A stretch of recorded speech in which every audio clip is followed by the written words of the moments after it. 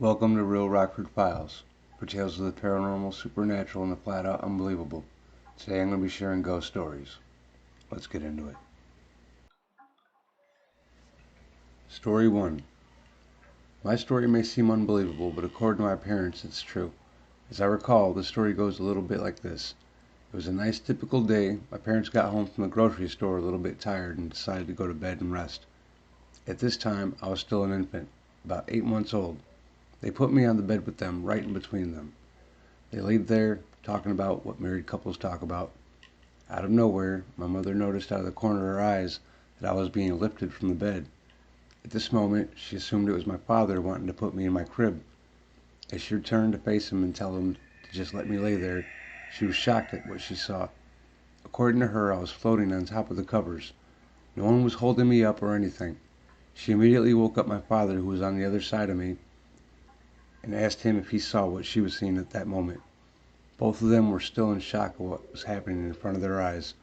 My mother then explained as she was saying this, she didn't know exactly what to do, and just opted to put her hands in between me and the bed covers to see if maybe it was a trick.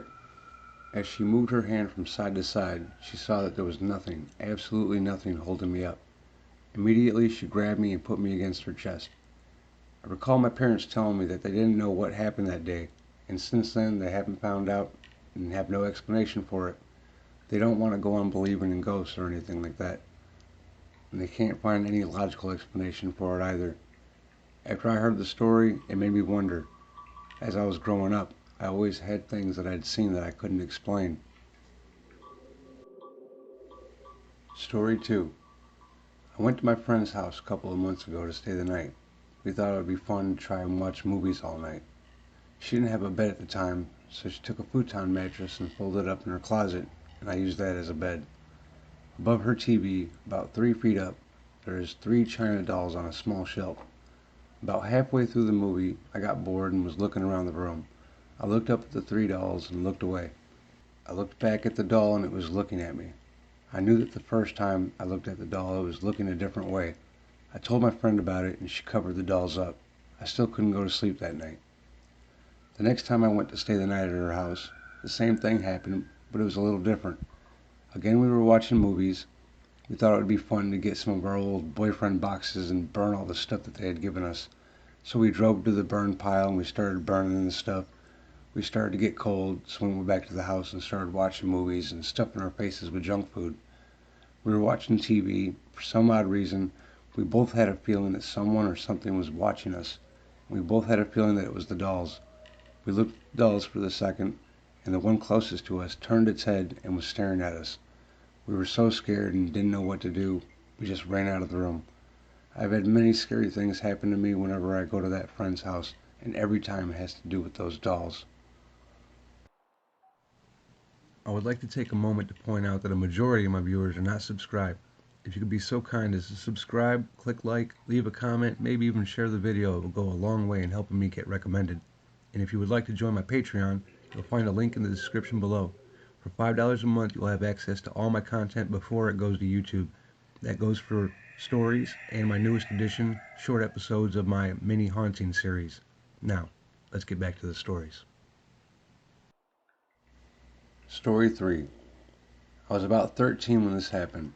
I had about 2 or 3 encounters with paranormal activities, but this was the most frightening. It was already 2 to 3 a.m., and I decided to go to sleep since I was already pretty tired. I really didn't like to go to sleep alone, so I got my dog Jada to sleep with me. My mom had already told me that my sister's old room was haunted by an evil entity, but I wasn't really bothered by it, so I had just started to go to sleep when my dog started to whimper. She sat straight up and ran into my mom's room since the door was open. She ran under the bed and didn't come out for about 10 minutes. I started to get worried, so I called to her, but she didn't come out. By this time, I was already scared, so I called her again. She came out the second time I called her, but I still didn't want her to go back, so I shut the door. An hour or so passes and nothing had happened, so I decided to try and go back to sleep. As soon as I shut my eyes, the door opened and a cool breeze rolled across the sheet. I hadn't opened my eyes yet. A couple of minutes later, the bed began to shake violently. At that moment, I sat up and my dog was growling at me. Right at that moment, she jumped at me and I threw her off. She immediately snapped out of it and ran to my mother's room, with me right behind her. I never slept in that room again. Story 4. When I was home with a friend, I had only been in Tennessee for a month, and I had been staying in a real old home. The rumor was that an old man lived there and had killed himself over a loved one. People said that he would wreck your home late at night if you were awake.